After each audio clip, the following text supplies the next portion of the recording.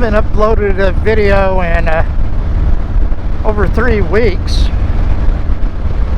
Been sort of, what's it called, self-quarantine over the last few weeks.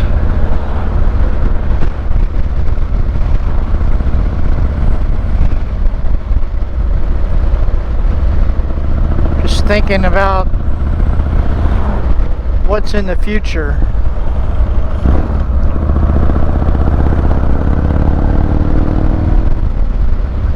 And I was watching a video yesterday about a very beautiful county in West Virginia, southern West Virginia, there on the Virginia border. And they were showing the fall colors and everything.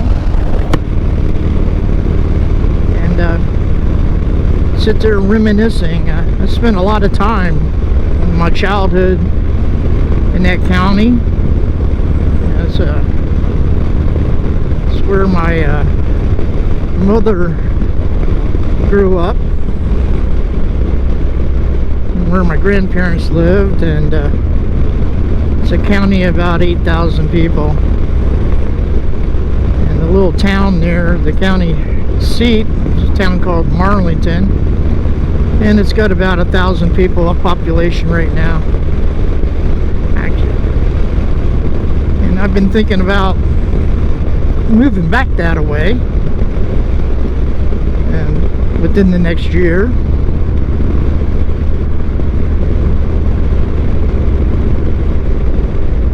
And roads like the one I'm on right now, this is Canis, and it goes out. You can follow this road and it'll take you into Saline County, and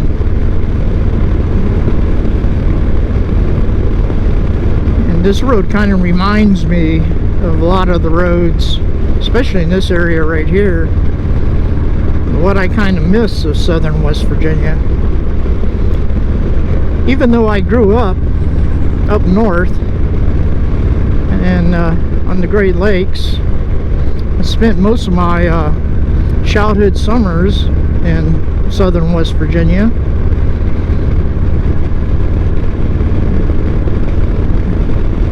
That's where my family is originally from.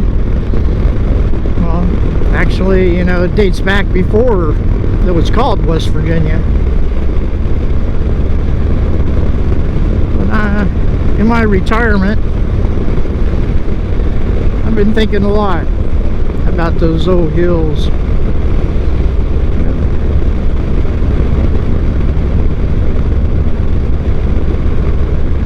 Like I said, it's a beautiful fall day here in November in Little Rock, Arkansas. Really don't have much to talk about right now.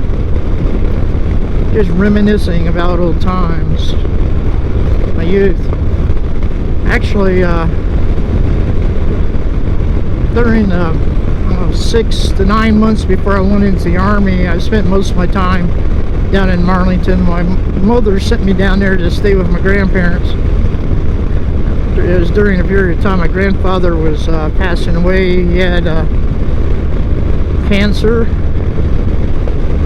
and myself, I was back up in Toledo. I was hanging out with what my mother thought was all the wrong people, which might be true. It was just about every person that year that I had been hanging out with, just about, not all of them, about 95% of them, has passed away over the years. Most of them back when they were still in their 20s and 30s. And most of them is because of something related to drug abuse and drug overdoses and suicides and things of that nature. So it's probably a good thing my mother sent me out of Toledo, Ohio. In fact, myself, I was in a little bit of legal trouble. Went back up to Toledo, went to juvenile court, And I made a promise to the juvenile referee, the judge. As you know, he asked me what was my plans in life, and at that time, I believe it was about May of that year, I told him that I was thinking about going into the Army. And of course my mother told him that she had sent me down to stay with my grandparents, and even spent some time with my uncle, a preacher, for a little bit. And he dismissed the charges that were held against me, you know, for being a delinquent and for having the possession of LSD. It was a crazy time in the early 70s, very crazy time.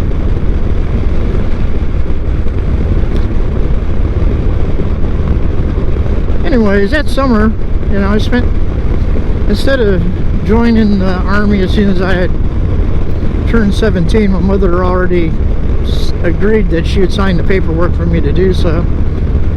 I put it off until that fall. And it was about, I don't know, this time of the year that year. But I was down in South Carolina. It was kind of cold down there that year. Had a really rough winter in the South, winter of 72 to 73.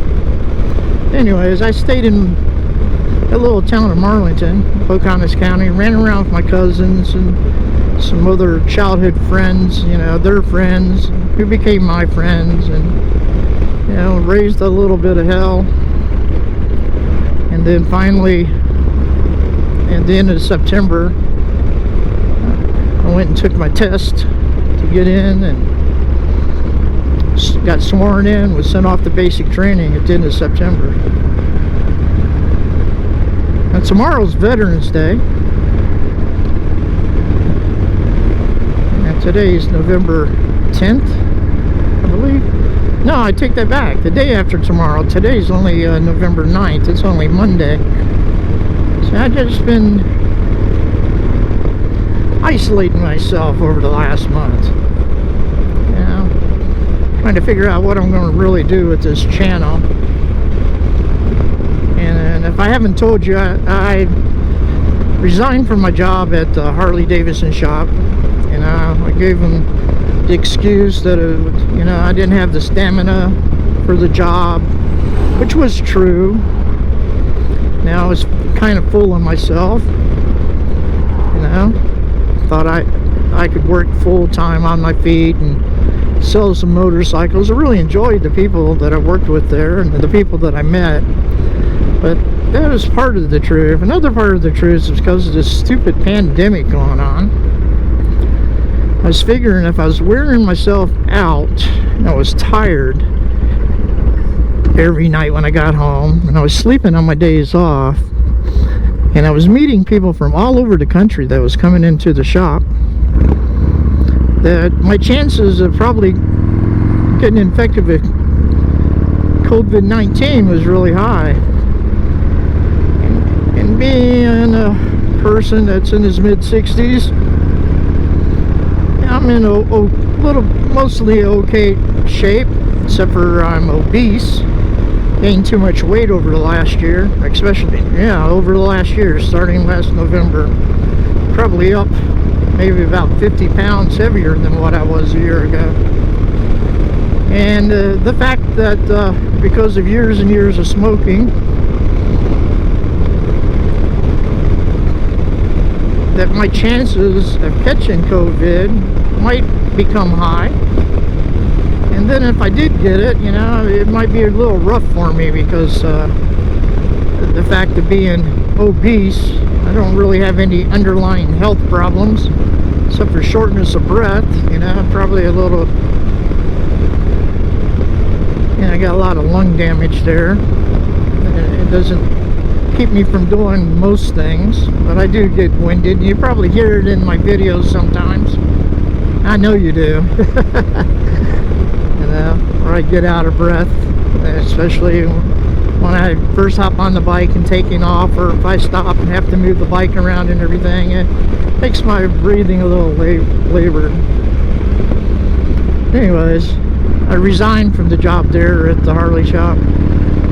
Did sell a couple motorcycles, and I hope the people I sold them to are really enjoying them, especially this time of year. It's beautiful out, and I ought to kick myself in the rear end for not getting out and riding more over the last month. Like I said, this is the first time I'm attempting to make a video while riding. But to be truthful, I do these videos is not necessarily to get a lot of followers, but to sort of leave a record of my autumn years. I'm talking about autumn. It's a beautiful autumn day, and we're overcast. I think we might got a little bit of chance of rain later, but we shall see. The truth is, you know, my YouTube channel is more to leave a record for friends and family to see that I'm being somewhat active in some way, and just talk about the general things about what I love about motorcycling, about life in general. And as I was isolating myself over the last few weeks, you know, I've been doing a lot of thinking about which way this channel is going to go. And, you know, I'm not going to try to get tons and tons of subscribers. You know, if I get more subscribers, the better it will be. And, you know, the content would be here or there. You know, if I do something that is in super interest and exciting, that's great. If I just get on here and talk for a few minutes, it's great. One of the things that's been on my mind the last few days, which the last week, is this this political season's been outrageous, I'll tell you that. And we got our presidential election that is far from being finalized, yet we're being bombarded with the mainstream media, big tech, you know, already declaring, you know, the winner. But there's court battles going on over the results, and you can see it's an effort, plain effort, not to let everything work out as it should. You know, the elections, it's not over until all the votes are certified, which they are not yet, and the Electoral College make their vote and certify the election. That doesn't happen for more than a month yet. And because it's a contested election, people should be treating it like a contested election, instead of trying to claim one side that has a mandate as being the president, which may be true, but we're yet to see that out. Of course, another thing I've been thinking about too is involvement in social media. You know, we're involvement every day. Of course, YouTube's considered social media, but it's a platform where people can get creative and upload content on whatever subject matter they want. Some people try to do it to make a living or supplement their living. Like I said, my goal on this channel is just to make a recording of my time of life in the autumn of my life and in my retirement. And I need to get around this old GMC. Don't like the crossing on double lines. I think I might be able to do it up here a little bit. But you know, I don't know if I have any wisdom for people, but I might say a thing or two that might hit a chord for some people. And I didn't make it to this age by being totally stupid, even though I've done a lot of stupid things in my life. And it amazes me that I made it this far. Of course, I think that's all about the grace of God. And we still got a little bit of nice color here in Central Arkansas. And the colors, well, I guess it's nicer out this way than I give it credit to through the years. And the hardwood trees and the colors they have, the changes. I think one of the things I really didn't like, the house that I sold last year, was in a neighborhood. All the trees in the neighborhood were all oak trees, and oak trees, they go from green to brown to down.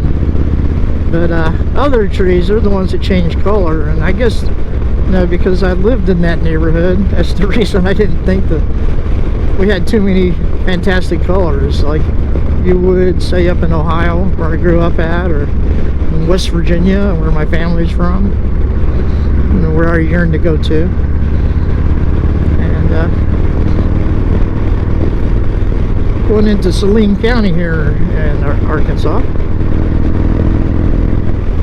We're going the speed limit, but we're going to pass anyways.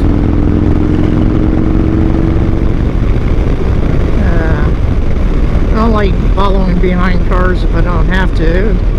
I like just to stay the speed limit. It's pretty out this way. Real pretty.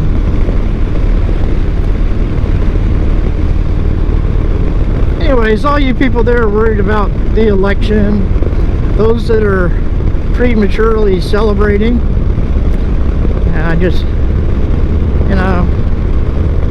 been here before. Now we saw where contested election lasted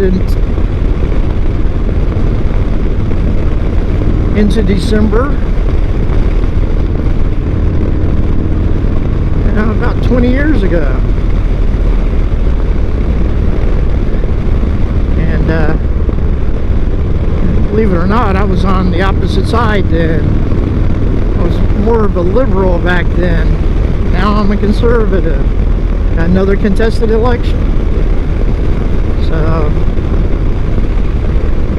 shall see what happens. My biggest worry, if what the media is telling everybody turns out not to be true, as it was back 20 years ago,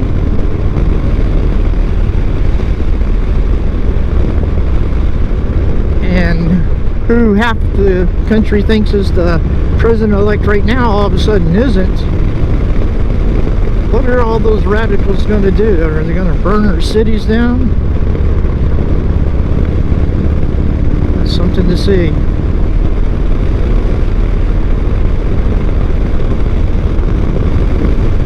Anyways, let's enjoy this beautiful ride.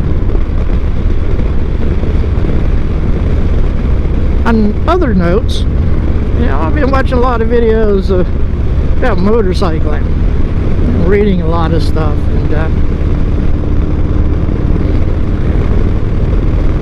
everybody's talking about, what is that guy, $1 Million Bogey, whatever.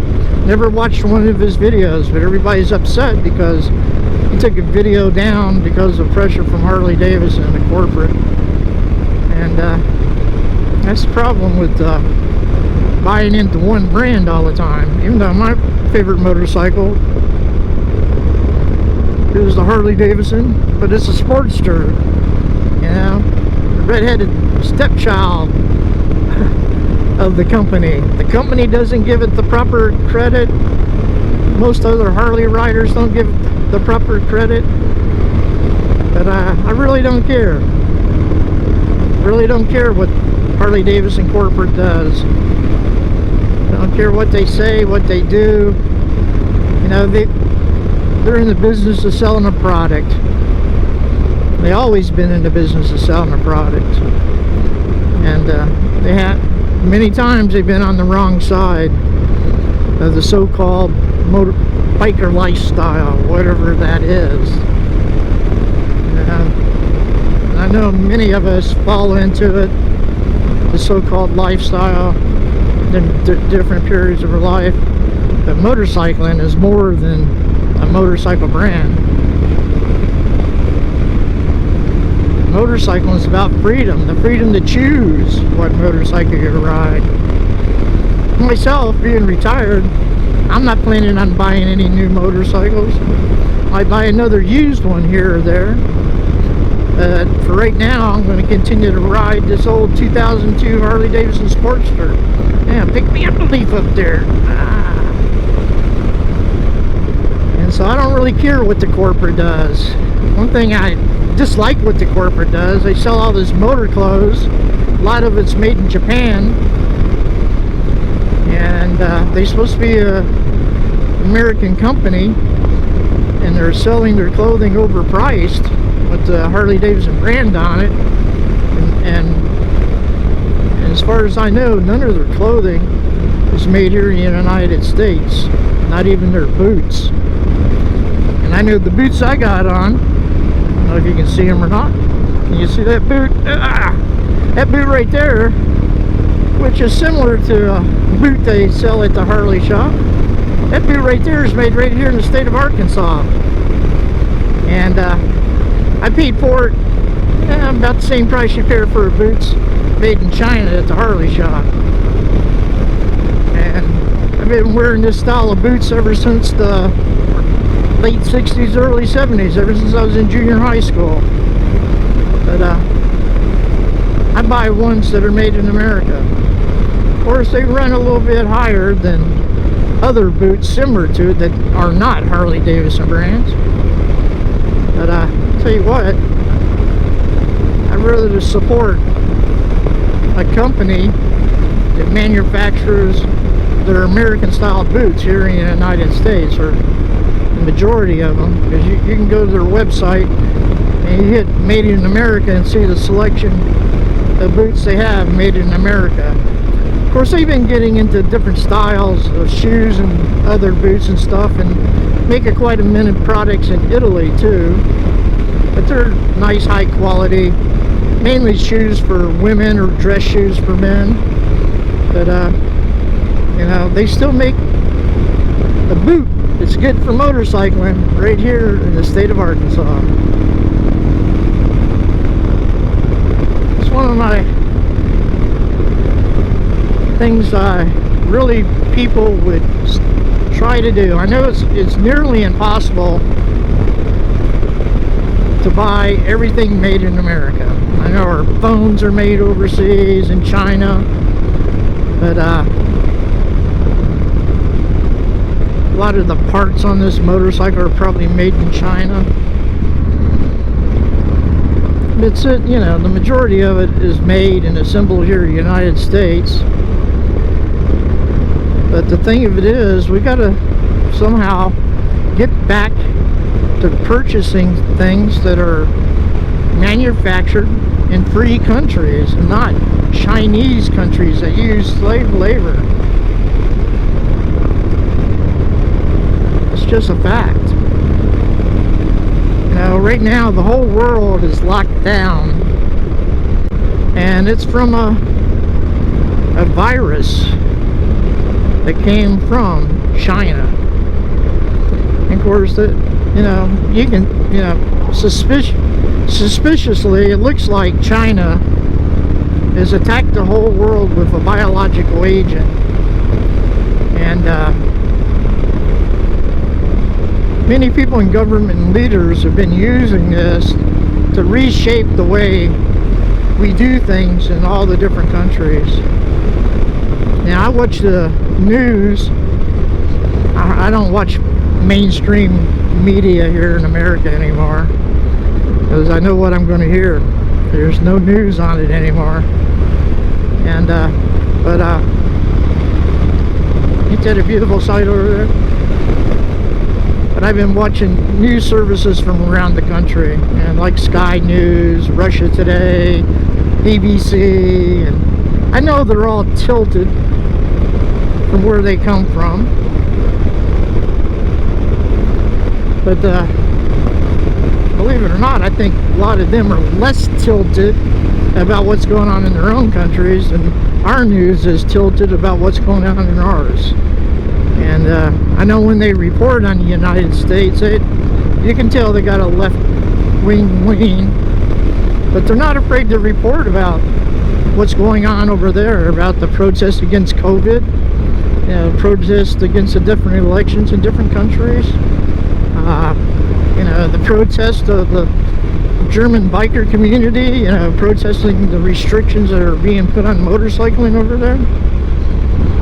And there's a lot of things going on, things we never hear in our news at all about what's going on in the rest of the world. And to be truthful, there's rioting in the streets all over the world right now. And apparently right now, supposedly not having any rioting. Been having a lot of celebrations, which I think are false celebrations. And I need to pull over and check my battery. Yeah, the light's still red, but I've been riding long enough for the battery to die. So I'm gonna pull over. Let's see. Here away from people. I think after this bridge might be a place for me. Yeah, I think up there, that white building up there, that would have been a good place right there.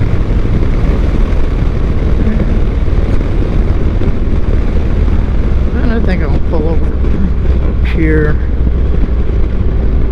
I think I can get over into this driveway a little bit away from the main highway and check my battery.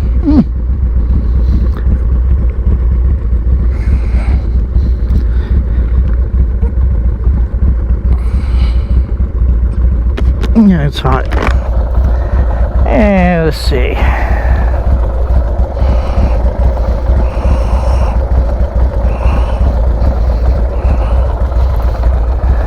GoPro, stop recording.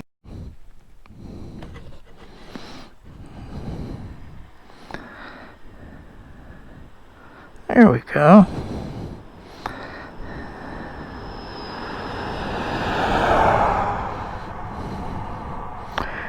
It's GoPro sometimes.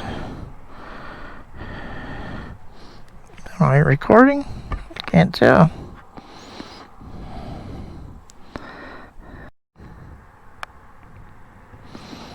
I don't see the preview.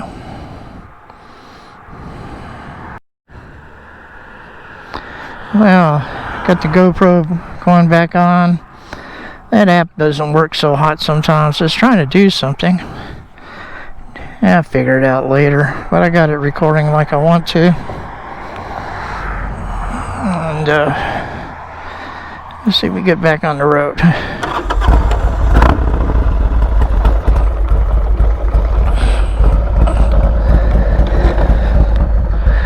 I don't see anything coming.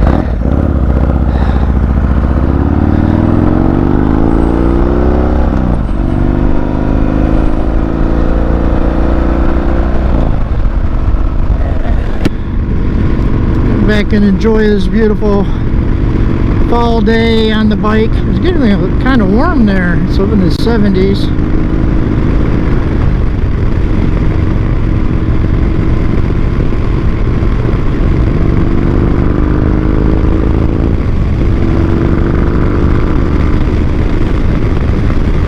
don't know if I got my camera position right or not. Whoop. Put it back a little bit. Maybe put it back up. Where was I before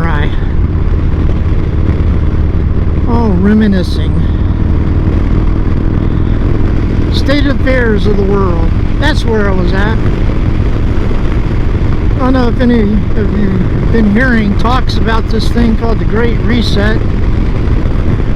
Apparently, the elites that are trying to control our economy, they tend to want to refocus how the economy works in the world. And they've been kind of upset with America because we've been concentrating on this America First idea. And they don't like us too much in other countries. And half Americans don't like this country. That's pretty bad. I thought that was a big old snake there. It was a big old strap. Anyways,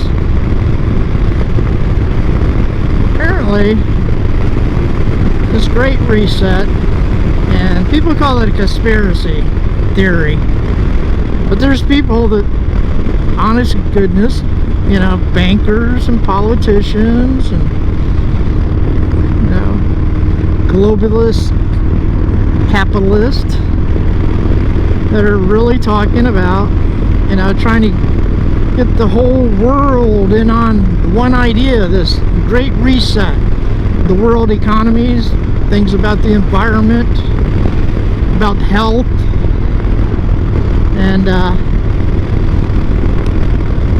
people just ain't really paying attention to what's being said. Apparently they don't like the ideas of people living out in the country so much.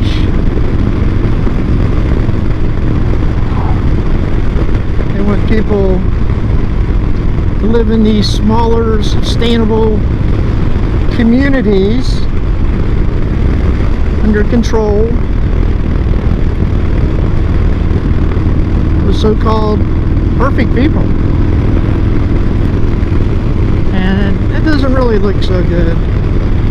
I'm not going to go into details or lay out, you know, anything that, you know, that people would just poo-poo anyways, you know.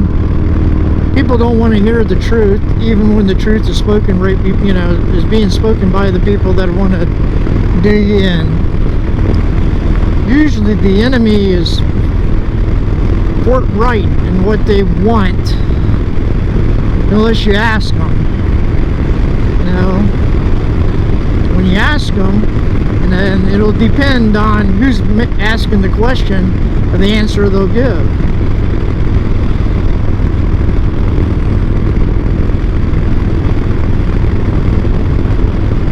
But there's people in this world that believe our world is overpopulated, that we have a lot of people that are not contributing to the world economy, and there's a lot of people that are protesting their ideas of how to control the world economy, and they want these people to be gone. That's as simple as that. Now there's talk, you know, even Bill Gates talks about we need to reduce the population by billions, and you know, they want to get rid of the unwanted people, and other people don't see a problem with that. A lot of other people don't see a problem with that, even though he stated he wants to reduce the world population by billions. And how do you do that? You know, I've seen certain people make videos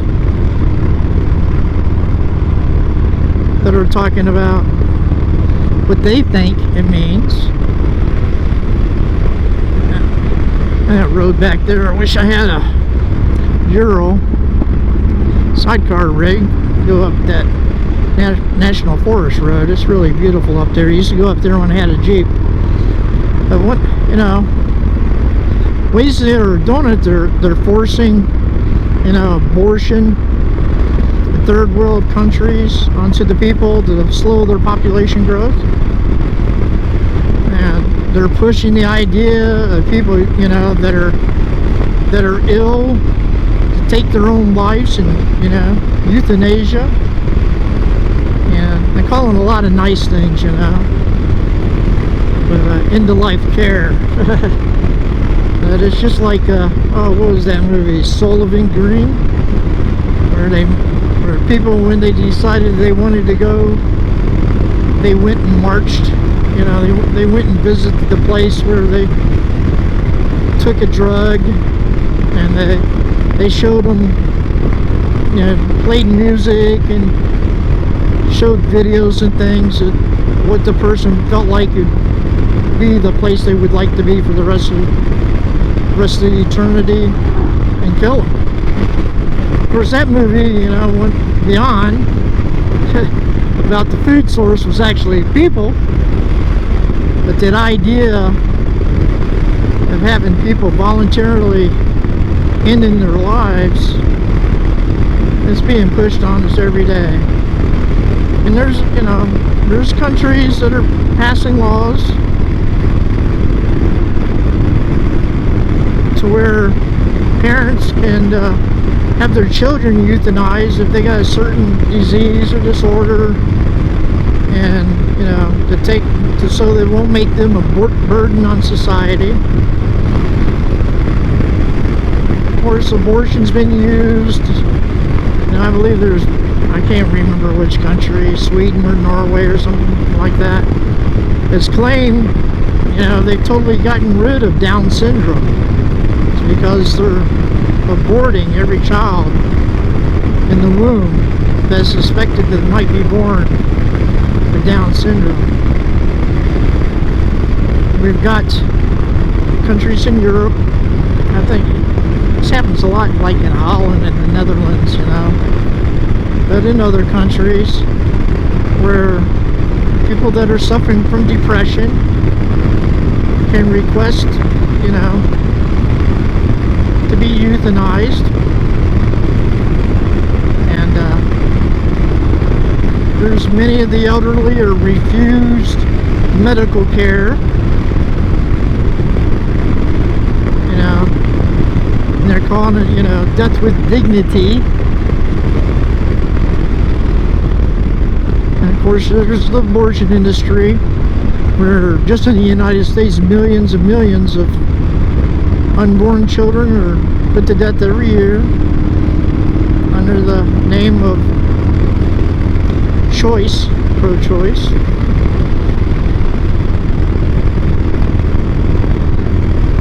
And right now we're under this crazy pandemic, and it's really weird about this virus, you know, like with the flu, it attacked children and the elderly, causing death. But with this COVID-19, the people it's causing the death among, for the general population, you know, it's not that bad of a disease for them. I even have a son of mine, one of my sons, who's, what, 23 years old. He had contacted COVID. He was isolated for a few days. So he told me, Dad, it's just like having a bad cold or a mild case of the flu. He's over it. And I know numerous people that's had it, and usually are over it in a small, short time.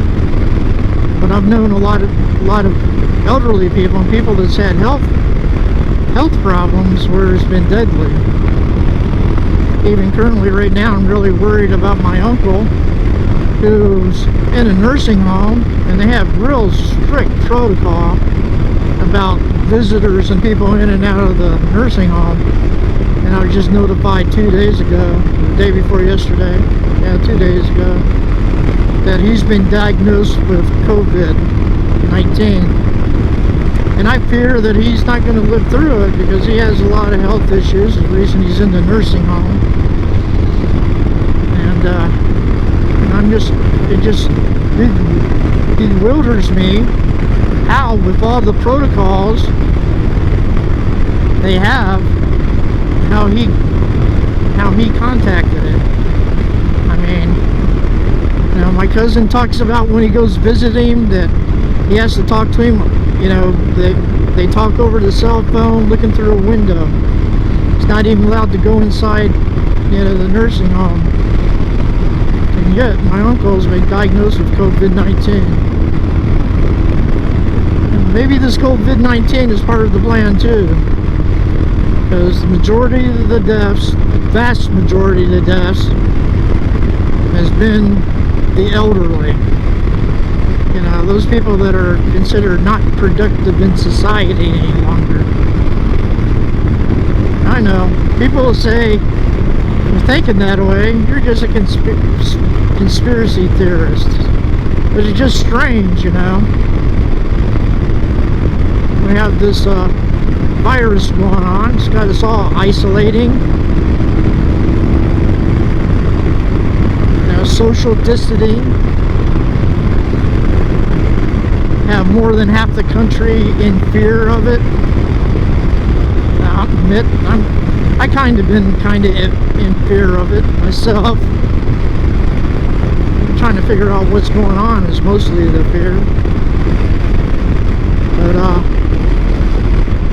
it's just strange how everybody that dies is outside of communist China.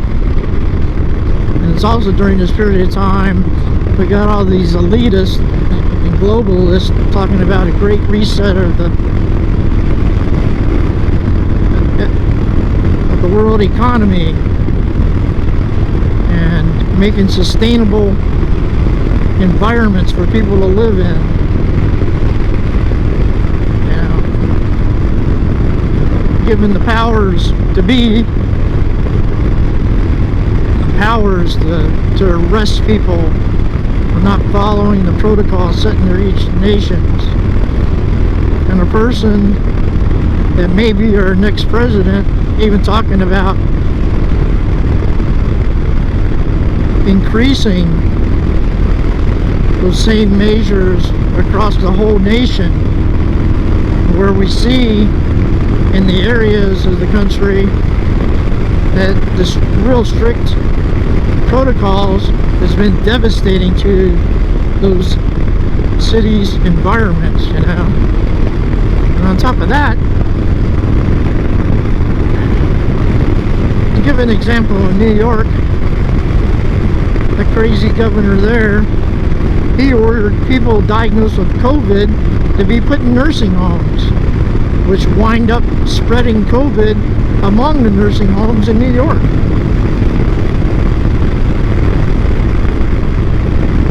And killing off a large portion of the elderly population in the state of New York. And yet, people just think it's kind of normal. And just think if we just lock everybody up, we'll get rid of this COVID. And yet at the same time, literally the suicide rate across the nation is skyrocketed. There's people being isolated away from their friends and family that, you know, that are suffering from different mental disorders, that have been suicidal in the past. Some that might not have been suicidal, but are suffering because of the isolation away from people. And people not being able to get, you know, routine surgeries that, even though they're routine, they could save their lives over different illnesses and problems they have.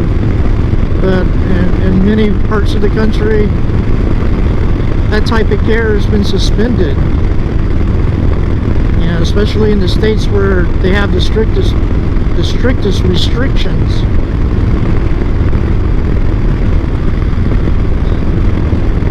To try to curb this COVID-19. It just doesn't make sense.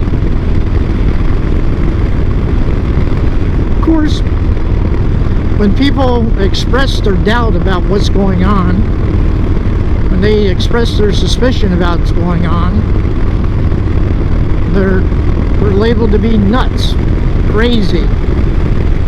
And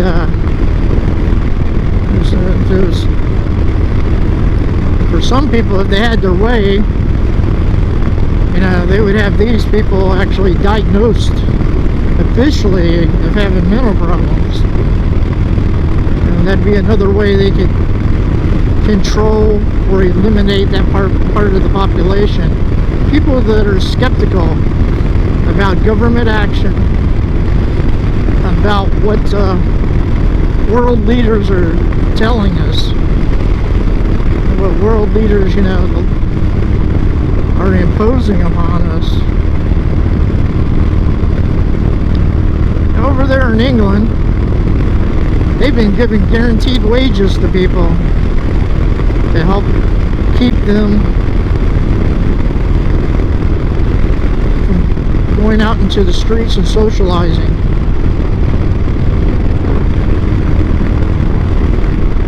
And we've heard members of Congress propose the same thing here. You know, we've given people more for a period of time there. We were giving people that was on unemployment more in unemployment than they were doing their jobs, to try to keep them from, to entice them to stay home, not socializing or going to work. And most, you know, the businesses that are being destroyed with all these restrictions around the world and in our country, the United States too, they're small businesses, the mom and pop businesses, what Marxists would call the bourgeois, you know? And what we call here the middle class. Seems like they're destroying people that are trying to be self-sufficient and pushing people into government assisted programs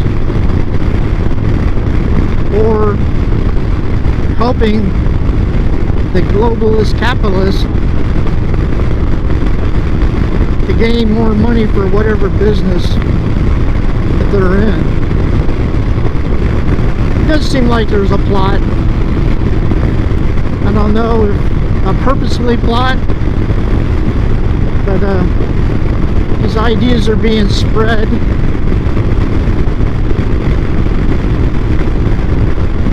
People are accepting them, and it seems like the news media helps shape the narrative, and they try to keep anybody that has opposing views of what's going on, opposing views about what's the right action to take against COVID. You know, they're canceling them out, they're censoring them, they're identifying them, you know, as bad actors. And you know, I did study journalism back in the 80s, and it was very obvious to me, you know, once I got into school and training in it, I wouldn't make a very good journalist. I had too many of my own opinions, and supposedly we were taught to be objective, and I could see that idea just a total fraud. You really can't be objective, especially when you're covering politics and religion. And I believe since that time that I was in college in the 80s until now, over that, what is it, 30-year period since I graduated from college. Of course, I went to college a little bit late after I was in the Army, but it's obvious that the people we got out there that are called journalists, they're not journalists, not at all. They're doing what we, you know, rip and read, and take it off the teletype, rip it and read it. News stories without doing any research behind it, just rip and read, because they're all saying the same thing. You shouldn't have a consensus when it comes to reporting the news. There always, there should be people that are always looking for the untold story to tell it. But that's not being done anymore. It's not being done at all. But, I knew that while I was studying journalism, and some of my skills that you need for journalism too wasn't the greatest either. But I would go nowhere in journalism. So, being the bohemian that I am, I did a lot of other things over the last 30 years instead of pursue journalism. But I believe probably about 95% of the people out there that are working in journalism, they should have been honest enough to do the same. They should be honest enough to tell the truth about what they're pushing on the people. And they're not. I know in my studies of history and journalism and other,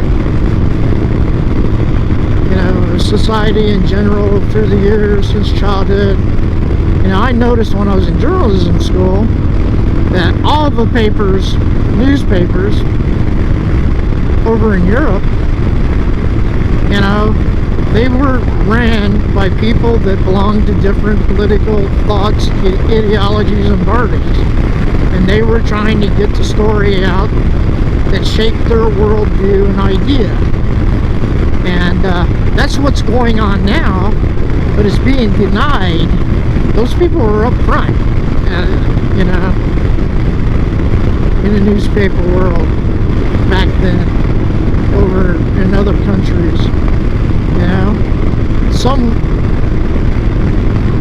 were morally highly respectable because they were able to separate part of the narrative they were trying to push from what they were reporting. But in all truth, what they were reporting was to support their ideology of the way of the world.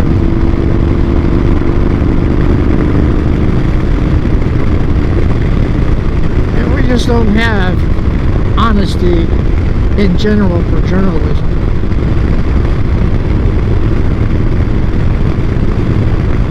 Not in our country, not in most of the world. But people weren't so lazy. You can actually go on YouTube now and you can listen to conferences of all these different world meetings, world leaders, their conferences and things like that, and listen to what they're saying, the ideas that they're promoting. And if you are honest, you can make some decisions on your own about what's going on, what's being pushed. But if you just listen to the news, the interpretation of what these people say is going to be the interpretation of the person reporting the news. It won't be your own interpretation. And if if you want to believe that the news is honest, especially when they're owned by globalists, by billionaires, millionaires that are trying to promote certain ideas, that are bought into certain ideas, ideologies, go ahead. But a free person is not necessarily going to take a commentator's word. You might hear someone that you're agreeing with say certain things about certain subjects, but to be honest with yourself, you go out and you listen, actually listen to the people that are talking about not just what's being reported in the news, what these people are doing at conferences, the lectures they give at colleges, And most colleges, you know, a lot of colleges, if they have a lecture series on certain subject matters, the people, you know, the people that have to come in to give the lectures, might be historians, might be politicians, medical people. You can actually sit there and listen to the lectures, and you can actually hear what they're actually saying, not the interpretation of what other people say they're saying. And if you study history, which is so important, and not just, you know, new history, you know, rewritten history, but history that was written during the times events happened, took their time, you would be able to evaluate the different situations. I don't know. Like I'm doing, I'm just rambling on. I'm on a motorcycle, it's a nice day. Just thinking about what I'm going to do tomorrow. You know, where this channel goes. It's really supposed to be a blog.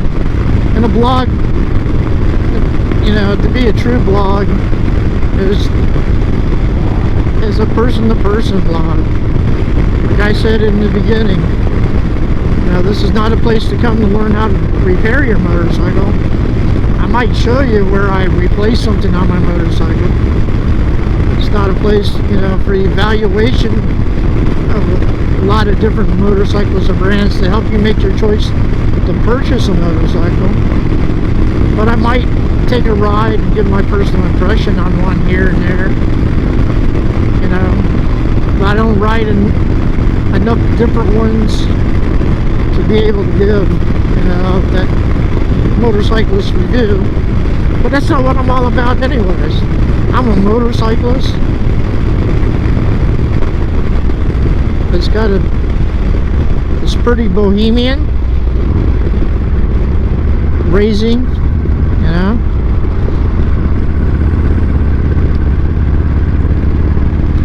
These people know there's a school district here. Person just whipped right past me, and I'm going faster than the speed limit, and we're in a school district.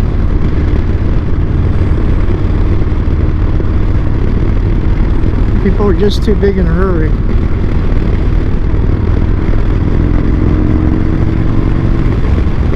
Oh well. I'm back in the city. Now I'm in the far west of the city. I think sign up here says something like it's 10 miles, 12 miles to Little Rock, but then, you know, I think we already passed the city limits on. They're talking about downtown. Halloween drive-through. Yeah, pretty soon all you're going to be able to do is get fast food, except for unless you're rich and elite. The world, it's always changing.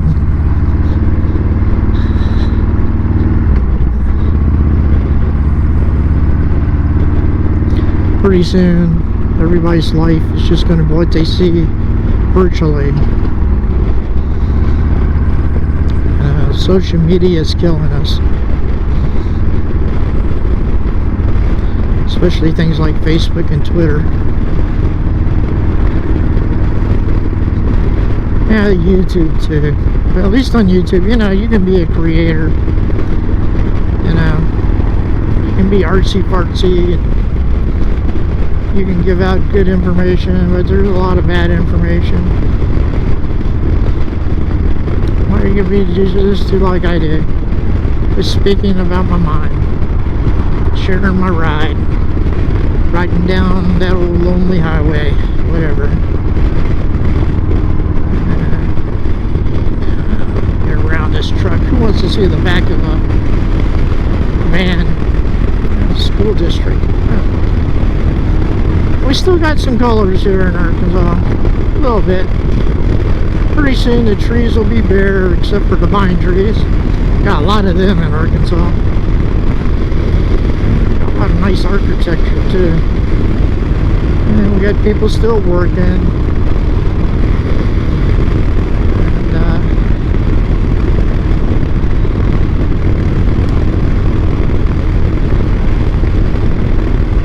This is the out in the West End. And I took a little ride over into Saline County and back. I think it was in another county too. What was that county? I forgot. Perry County? Yeah. It's over in Perry County too. So I hit 3 counties on this ride.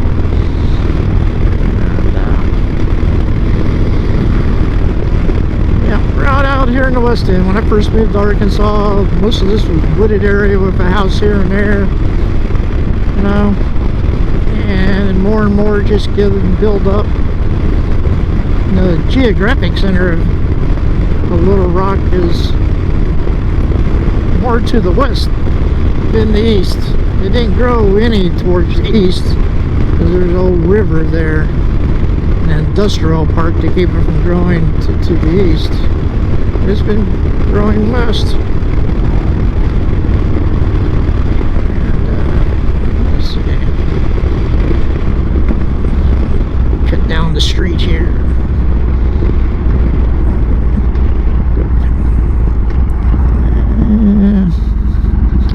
Beautiful day.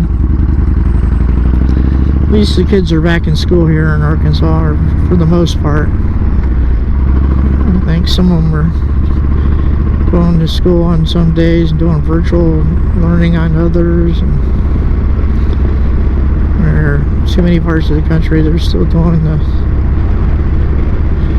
virtual learning.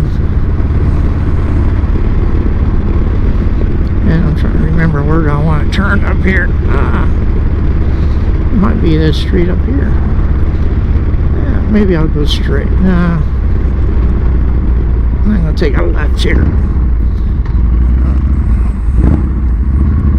You can see we've got a lot of those neighborhoods where all the houses look the same, more or less. Out here on these streets, it's scattered up. They started subdivisions back in the 60s and were considered out in the country. And not so much out in the, you know, sort of suburbs. You got all those houses, got all the same roof lines. Some subdivisions like that. And, you know, of late, many of the houses are way bigger than what most people need, since we're not having big families anymore. If we have the Great Reset, more housing can be made in areas where it be apartment buildings, pushing people into apartments. Idea of having, scratch my nose, the idea of having, you know, 3 and 4 car families and such. I think that stuff's going to go away within the next generation.